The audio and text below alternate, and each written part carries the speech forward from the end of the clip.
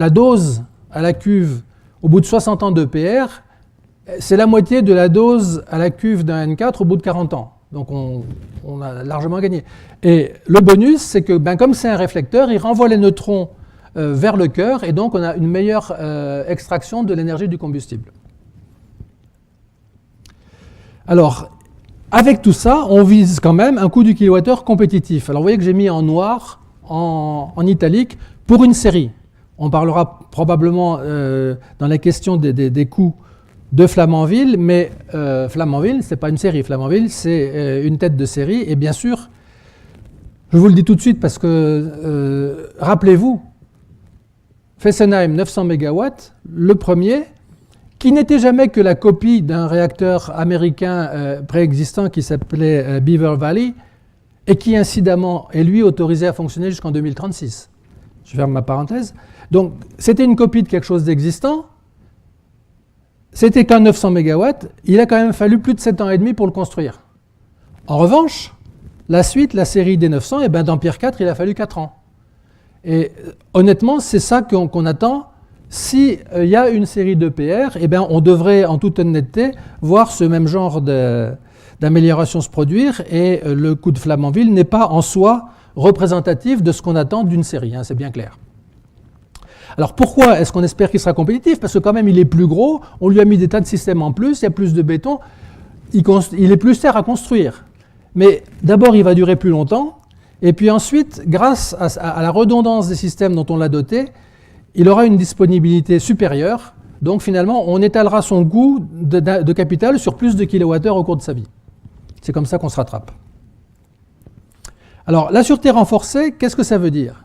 Ça commence par élimination des situations qui pourraient aboutir à des relâchements précoces. Donc, qu'est-ce qu'on essaie d'éviter? L'explosion hydrogène, évidemment, la fusion de cœur sous pression, parce que si on commence à fondre le cœur alors que la pression à l'intérieur est plus forte que l'eau d'injection qu'on essaie d'y mettre, on n'arrivera pas à faire rentrer l'eau. Donc, ça se terminera mal. Tout ceci... Réduction de la probabilité d'endommagement du cœur, c'est-à-dire qu'on veut qu'il y ait 10 fois moins de risque d'un accident avec endommagement du cœur que ceux de la génération 2. Réduction significative des agressions externes, séismes, crash d'avion, explosion. Et puis alors, si on arrive quand même à l'accident grave, à ce moment-là, le corium est détourné, il ne peut pas aller attaquer le radier. On l'attend dans un endroit spécial qui s'appelle un récupérateur de corium, où il va être refroidi passivement et solidifié sur place, il ne bougera plus. Donc pas de risque de percement du radier pour atteindre le sous-sol et la nappe phréatique. Alors, dans les aspects prévention, c'est-à-dire diminution du risque d'accident, on a poussé très loin la redondance des systèmes de sécurité ou de sauvegarde. Donc vous voyez qu'il y a 4 systèmes différents. Excusez-moi, c'est pas 4 systèmes différents. Il y a 4 systèmes dont chacun a la capacité à lui tout seul de ramener le réacteur à l'arrêt froid après un début de séquence accidentelle. Et non seulement ces 4 systèmes sont indépendants fonctionnellement, pour être sûr qu'il n'y ait quand même pas de points de mode commun, on les a logés dans 4 bâtiments différents. Donc vous avez, on les voit très bien, les divisions 1, 2, 3 et 4. Dans chacune de ces divisions, vous avez les réservoirs, les pompes qui suffisent effectivement à gérer un début d'accident. Une seule division suffit. Donc une très grande redondance. Alors quelles sont les agressions externes prises en compte? Le séisme. Alors, comment le séisme est-il pris en compte? Contrairement aux réacteurs de génération précédente, le radier a un seul radier pour supporter tous les bâtiments nucléaires, si vous voulez. Quel est l'intérêt? En cas de séisme, ce qu'il y a de plus destructeur, c'est quand vous avez 2 bâtiments qui s'entrechoquent. Ils s'entrechoquent, effectivement, s'ils ne sont pas sur la même table vibrante. Donc, en faisant un gros radier unique pour tous les bâtiments, même s'il y a un séisme qui secoue, il secoue tout en même temps et il n'y a pas de risque de destruction des bâtiments entre eux. Ça, c'est assez important. Protéger contre les chutes d'avions militaires et commerciales, y compris des gros porteurs. Protection contre les inondations, contre les explosions, contre prise en compte des conditions météorologiques extrêmes, protection contre les ondes électromagnétiques, et puis autres risques naturels et industriels. Donc, vous voyez que dès le départ, un certain nombre d'agressions qui étaient considérées hors dimensionnement dans la génération précédente font partie du dimensionnement, ce qui explique qu'il y ait plus de béton et plus d'acier que dans les autres. Suite à l'accident de Fukushima, on a eu l'attention attirée sur le fait que, pourquoi y a-t-il eu cet accident? C'est parce qu'après le séisme et le tsunami, ces réacteurs se sont trouvés sans eau et sans électricité. Bon, à ce moment-là, plus de moyens d'évacuer la puissance résiduelle et on a eu la séquence terrible à laquelle on a assisté. Donc là, c'est pour vous montrer qu'il y a beaucoup d'eau. D'abord, dans l'enceinte elle-même, vous avez un gros réservoir à 1800 m3. C'est celui qui notamment servirait à regeler le corium fondu s'il arrivait dans sa zone d'étalement. Et puis, dans chacune des divisions de sauvegarde, vous avez aussi des gros réservoirs de 400 m3. Donc il y a beaucoup d'eau. Vous savez que si à Fukushima ils ont perdu l'électricité, ça s'est fait en 2 fois. Le séisme a cassé les lignes à haute tension, mais les diesels ont bien démarré.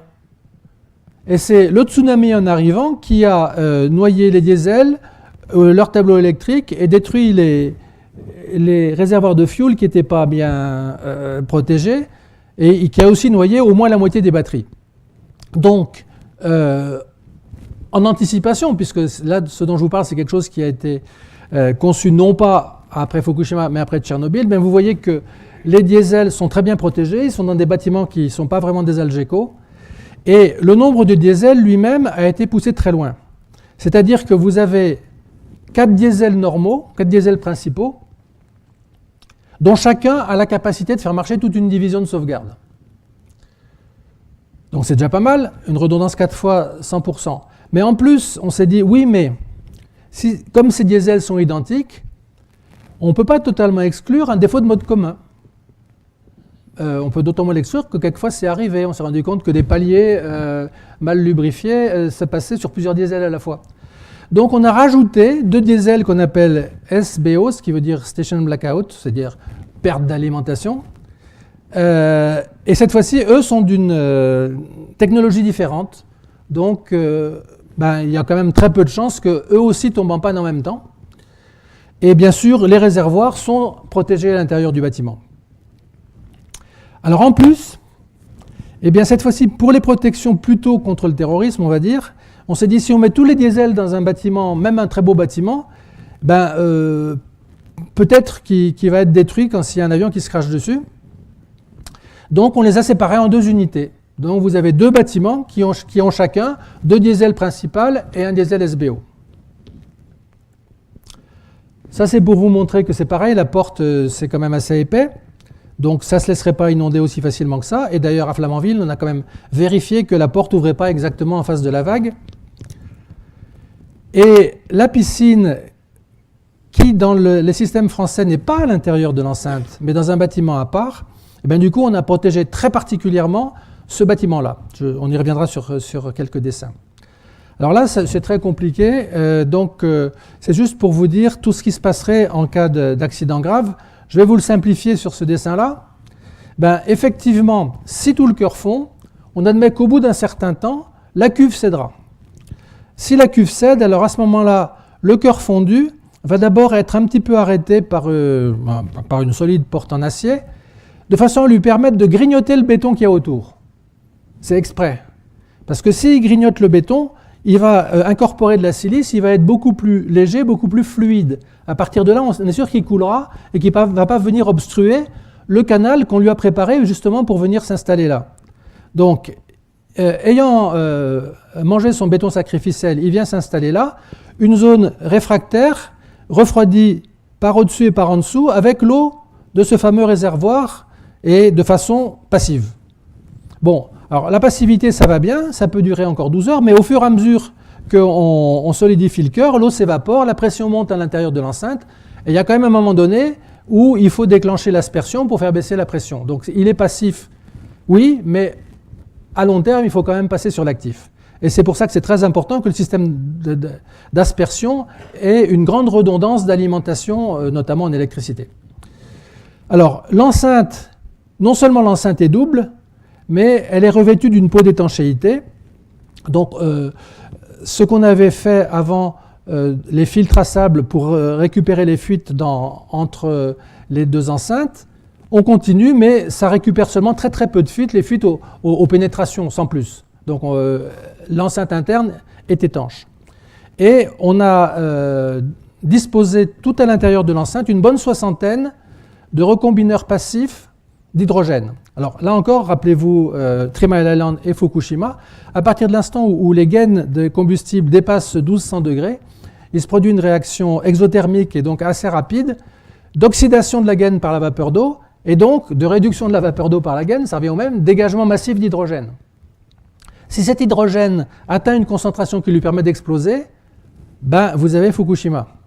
Et donc, pour l'empêcher d'atteindre cette concentration explosive, eh bien, on a ces recombineurs, donc catalytiques, qui n'ont pas besoin d'alimentation électrique, qui font brûler l'hydrogène au fur et à mesure et l'empêchent d'atteindre une concentration qui lui permettrait une déflagration. Alors là, c'est dans la réalité à quoi ça ressemble. Ben, vous avez le petit schéma de tout à l'heure. Voilà votre cuve. Si ça fond, ça passe par ce canal. Ça vient s'étaler dans ce réservoir, dans cette zone. On l'appelle parfois le cendrier, hein, c'est plus simple.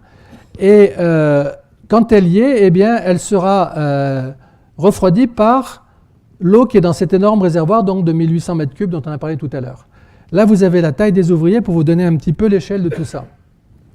Donc, zone d'étalement du corium, réservoir interne à l'enceinte. Et là, bien sûr, puits de cuve. Alors, pour qu'il n'y ait pas d'explosion de vapeur, il faut que quand le corium débaroule dans cette zone, il n'y ait pas d'eau. Donc, ce que vous avez vu, bien sûr, ensuite est complètement recouvert et on ne peut plus y rentrer que par le canal qui vient du puits de cuve. Il n'y a plus que le corium qui peut arriver là. Là, ça vous donne aussi une idée de la taille de ce fameux réservoir interne. Et là, ça vous donne une idée aussi du degré de ferraillage du radier dont j'ai parlé tout à l'heure, ce radier qui porte non seulement le bâtiment réacteur, mais les bâtiments auxiliaires autour de lui. Donc, pour résumer le PR, ce qui le différencie d'un N4, on va dire, ben, vous voyez qu'à l'intérieur, ce n'est pas grand-chose. Juste un détail, on va dire, eh bien, il n'y a plus de pénétration d'instrumentation par le fond de la cuve, elle passe par le couvercle, ce qui était déjà le cas dans le réacteur allemand, pour éviter une possibilité de faiblesse par là. Quand on a regardé Three Mile Island, on s'est rendu compte quand même que le cœur fondu avait dégouliné jusqu'en fond de cuve et qu'il n'était pas loin d'attaquer les pénétrations. Donc, on évite ça. Vous avez les 4 systèmes de sauvegarde à 100%. Vous avez ce système d'aspersion qui, pour le long terme, doit maintenir basse pression et température à l'intérieur de l'enceinte pour éviter la dégradation progressive des qualités mécaniques du béton, avec des échangeurs évacuateurs de chaleur et recyclage dans le gros réservoir dont on a parlé tout à l'heure, qui joue aussi là le rôle de puisard. Recombineur d'hydrogène, etc. Alors, un mot sur la protection contre les chutes d'avion. Donc, vous voyez là le bâtiment réacteur avec son enceinte interne en béton précontraint et avec sa peau d'étanchéité, son enceinte externe en béton très ferraillé. Et vous voyez qu'on a rajouté la même coque anti-avion pour protéger le bâtiment combustible et pour protéger les 2 bâtiments des sauvegardes qui ne sont pas de part et d'autre du réacteur. Ceux qui sont du part et d'autre du réacteur, on voit mal une agression unique qui pourrait les mettre tous les 2 hors de service. Donc vous voyez, c'est cette coque supplémentaire qu'on a appelée d'un doux mot bunkérisation, qui effectivement permet une protection très particulière de ce type de réacteur. Ce qui permet de dire, ben, le bâtiment réacteur, le bâtiment combustible et 2 bâtiments de sauvegarde résistent au crash d'avions, accidentels ou volontaires. Alors, on a étudié les différentes incidences possibles, les différentes altitudes possibles, soit d'un avion militaire léger mais éventuellement très rapide et fait pour viser, si je peux dire, soit d'un avion gros porteur, beaucoup plus lourd, mais qui évidemment ne pourrait pas avoir la même vitesse pour attaquer, Et donc, c'est des chocs assez différents, un choc dur et un choc mou, si vous voulez, et l'ensemble a été pris en compte. Alors ça, on ne l'a pas affirmé tout de suite. Dès le 12 septembre 2001, on nous a demandé, alors finalement, votre PR, est-ce qu'il résisterait à l'attaque qui vient d'avoir lieu sur le World Trade Center? Et bien sûr, le 12 décembre 2001, on ne savait pas répondre, parce que ça ne faisait pas partie, évidemment, des critères de base. Et c'est seulement 7 ans après qu'on a terminé les études complémentaires, qu'on a renforcé un peu quelques endroits, virgule, et qu'on a pu affirmer ça. Alors maintenant, une série de photos pour vous montrer que ça existe quand même, tout ce dont je vous parle. Donc d'abord, on commence par le site finlandais, donc une vue d'Olkiluoto qui n'est pas très vieille, avec effectivement, ça manque un peu de soleil, mais vous voyez que ça commence à ressembler à un réacteur. La descente de la cuve, vous voyez à chaque fois des petits bonshommes qui vous donnent la taille des composants. Un 1650 MW, c'est un gros truc. Hein. Rien que le couvercle de cuve, c'est déjà un peu impressionnant. Ensuite, vous avez tout le balai pour installer les 4 générateurs de vapeur dans leur casemate. Vous avez l'installation des moteurs de pompe primaire. Vous avez le bouclage de l'enceinte secondaire, les piscines, les internes de cuve, donc la partie enveloppe de cœur et le fameux réflecteur lourd. 1000 km de câbles, et encore, il doit en rester d'autres si ça se trouve. L'installation complète du simulateur de conduite. Donc vous voyez, les choses quand même progressent. Bon, il n'y a pas de mystère, il est en retard, il sera plus cher que prévu, mais quand même, petit à petit, il se fait. Là, une étape importante, donc l'arrivée de la source froide qui permettra de refroidir les condenseurs, l'installation des réservoirs des diesels de secours, la cheminée, l'une des dernières choses qui a été montée visible. Maintenant, tout se passe à l'intérieur des bâtiments, plus rien. Le bâtiment combustible et là, le canal de transfert entre les piscines du bâtiment combustible et du bâtiment réacteur. Là, le joint de cuve. OK, maintenant, on passe à Flamanville. Là encore, des images récentes, puisque vous voyez qu'elles datent du mois dernier. Donc, vous reconnaissez les 2 1300 MW qui sont en marche et le PR en cours de construction. Alors, vous voyez que un des avantages de Flamanville, c'est que les gens, localement, l'aimaient bien. C'est un avantage très important. L'acceptation du public, c'est quand même numéro 1. L'inconvénient, c'est qu'il n'y a pas énormément de place pour travailler. Et en plus, vous avez 2 réacteurs en marche. Donc, quand vous mettez des grues par là, eh ben, il faut d'abord construire des chemises en béton pour éviter que s'il y a des grands vents, la grue aille attaquer les réacteurs en marche. Donc, finalement, c'est un site avec des surcoûts très importants dus à cette installation serrée et cette nécessité d'avoir des travaux de génie civil qui sont très dégueulasses, alors qu'il faut la propreté nucléaire 1 mètre plus loin. Donc ça, vous voyez donc la double enceinte en cours de construction. Là, vous voyez le bâtiment combustible. Qu'est-ce qu'on voit encore d'autre? On verra mieux après. Alors là, c'est la fameuse histoire des consoles qui supporteront le pont polaire. Vous savez qu'il a fallu toutes les remplacer, donc c'est en cours. Et du coup, ça a fait beaucoup de retard et il a fallu, pour ne pas perdre quand même complètement le temps, construire pendant ce temps-là des bâtiments qui maintenant gênent un peu pour venir poser le dôme sur l'enceinte. Une vue des 2 enceintes qu'on voit très bien là. Là, l'intérieur du fameux réservoir interne, IRWST, ça veut dire In Reactor Water Storage Tank, qui est ces 1800 mètres cubes d'eau déjà à l'intérieur de l'enceinte, donc on n'a pas à l'y amener, c'est beaucoup. Ensuite, vous avez justement le dallage du récupérateur de corium, donc du cendrier de tout à l'heure, le bâtiment combustible et justement un bâtiment diesel qui théoriquement n'aurait dû commencer à être construit que quand on avait bouclé, clos, j'allais dire, les enceintes de confinement. Mais pour ne pas perdre de temps, on l'a construit. Ça veut dire qu'il faudra que la grue qui vienne poser le dôme et une grande portée pour passer par au-dessus. Là aussi, mise en eau de la station de pompage, donc vous voyez qu'elle est assez impressionnante. 1650 MW quand même, électrique. Et une vue générale du chantier depuis la falaise. Alors maintenant, je vous ai extrait d'une publication d'EDF qui date de 2 jours à peu près, un interview d'Hervé Macheneau auquel on demandait, ok, votre EPR il coûtait 6 milliards il y a 2 mois, maintenant c'est 8 milliards, est-ce que vous avez des raisons d'être encore fiers? Donc il dit, c'est vrai que tout n'est pas enthousiasmant, mais quand même, c'est un succès industriel, c'est le plus grand chantier industriel européen, et le génie civil est achevé à 93%, le montage électromécanique commerce, on a mis en eau le chenal, vous l'avez vu les photos, et certains équipements innovants, ceux que vous avez vus, hein, le corium, le réservoir et tout, sont installés. Donc finalement, oui, il est en retard, mais on ne perd pas espoir. En un mot.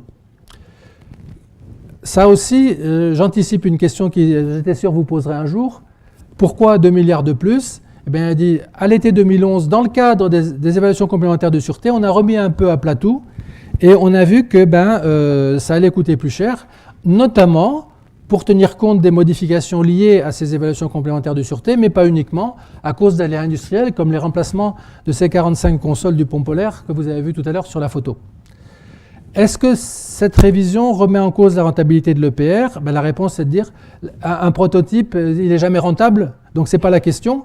Ce qui compte, c'est que le parc nucléaire lui-même est rentable et que si on fait une série, elle sera rentable à ce moment-là. Et puis, pour vous rassurer, il n'y a pas que dans le nucléaire que les prototypes sont en retard et chers.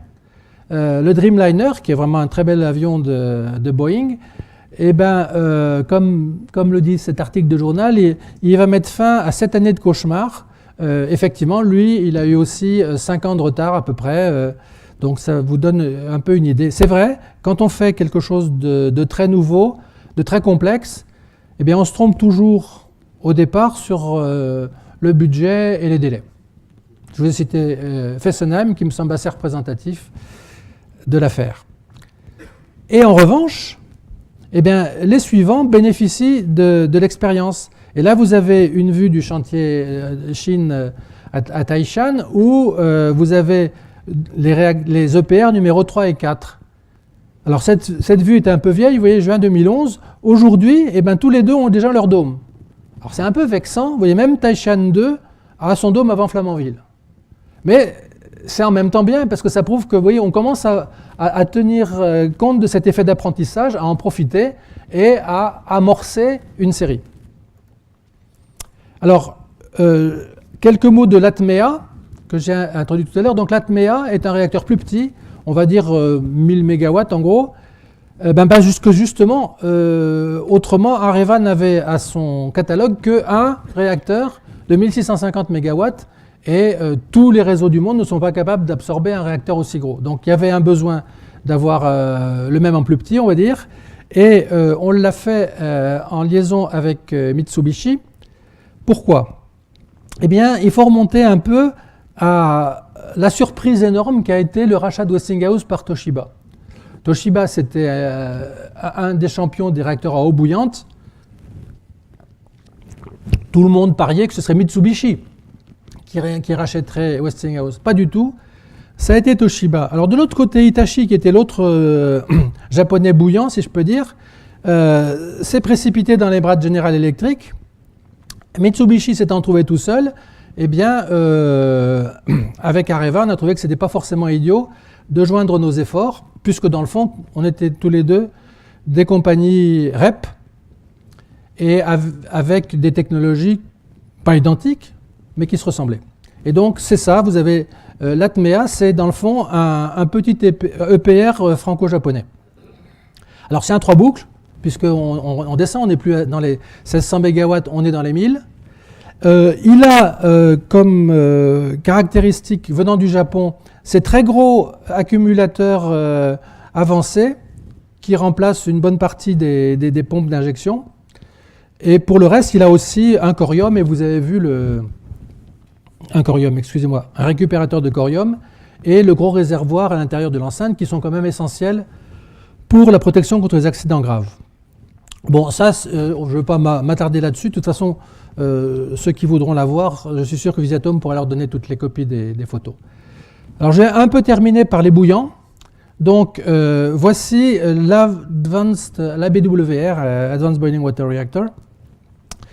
L'ABWR, non pas celui qui est déjà en fonctionnement depuis 1997 au Japon, parce que celui-là, c'était un réacteur de génération 2.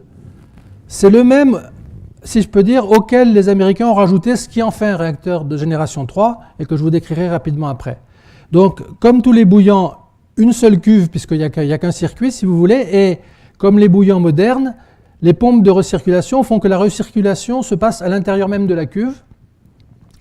Comme tous les bouillants, malheureusement, si je peux dire, la piscine surélevée, on a vu qu'après Fukushima, c'était quand même quelque chose qui pose des petits problèmes de tenue structurelle. Et pour le reste, non, pour le reste, on va sauter rapidement. Juste, à l'intérieur de la cuve, vous voyez d'abord, elle est énorme, elle fait 20 mètres de haut sur 7 mètres de diamètre. Vous avez là le cœur. Et puis, comme dans un bouillon, au-dessus du cœur, vous avez tout le fourbi qu'on trouve, nous, dans un générateur de vapeur, pour séparer les gouttelettes, sécher la vapeur. Donc, vous ne pouvez évidemment pas faire passer les barres de commande par le haut et les laisser tomber. Donc, il faut qu'elles passent par le bas. Donc, vous avez toute la forêt des mécanismes de barres qui est par en dessous. Et là, vous avez, dans l'espace annulaire, les pompes de recirculation. Donc, vous avez la partie liquide qui se recircule, la partie vapeur qui se fait sécher et va partir à la turbine. Alors, justement, l'ABWR peut être qualifié de génération 3, en tout cas le dessin américain, pas le dessin actuellement en marche au Japon, parce qu'il a ce dispositif de récupération du corium en cas de fusion et de noyage passif de ce corium fondu à partir du puits, de la piscine de suppression de pression qu'on trouve dans tous les réacteurs à eau bouillante.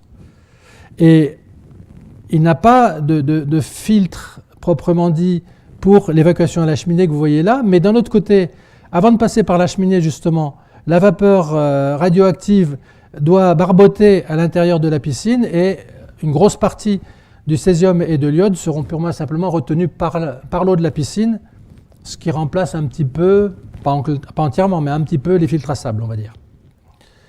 Alors, je vous fais juste une photo sur Kerena, donc, qui était ce bouillon qu'on a trouvé dans la corbeille de mariage avec Siemens, 1200 MW, avec un mélange assez intéressant de systèmes passifs et de systèmes actifs.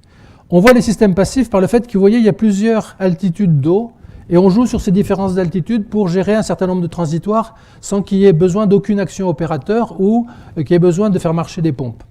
Donc ça, je n'entre pas dans trop de détails par rapport à ça. Pourquoi ? Parce que pour l'instant, on n'a toujours pas de client pour lui. Mais c'est intéressant. Et je passe, j'ai le temps ? Oui, un petit peu. Quelques mots donc sur qu'est-ce qui s'est passé après Fukushima. Je ne vais pas vous refaire Fukushima, j'ai fait ça l'an dernier. On a beaucoup parlé en France de l'Allemagne, on n'a même parlé que de ça. Et c'est vrai, l'Allemagne a décidé, après Fukushima, de revenir à sa politique qui datait de 1998, de sortir du nucléaire, mais brutalement, moins de 15 jours après l'accident, ils avaient déjà arrêté 8 centrales. 7 plus 1. Mais c'est les seuls. De tous les pays nucléaires, l'Allemagne est la seule à avoir immédiatement arrêté des centrales qui étaient en marche. En revanche, des projets, il y a d'autres pays qui en ont arrêté, le Japon, mais pas tous. L'Italie avait complètement arrêté tout son nucléaire en 1987, mais il s'apprêtait à y revenir. Et il y avait en particulier une forte collaboration entre EDF et Enel pour permettre à l'Italie de redevenir nucléaire. Référendum en juin, tout est arrêté. Taïwan termine ses 2 réacteurs en cours de construction, mais a annulé ses projets. Quant à la Suisse est un cas un peu spécial. Après un long moratoire légal, si je peux dire, ils n'avaient plus de moratoire légal et ils avaient recommencé à travailler sur 3 projets, et dont un, celui de Mühlberg, était assez avancé. Il y avait même eu une votation locale. Et puis, le Conseil fédéral, un mois après l'accident, a dit bon ben, on arrête tous les projets, on arrête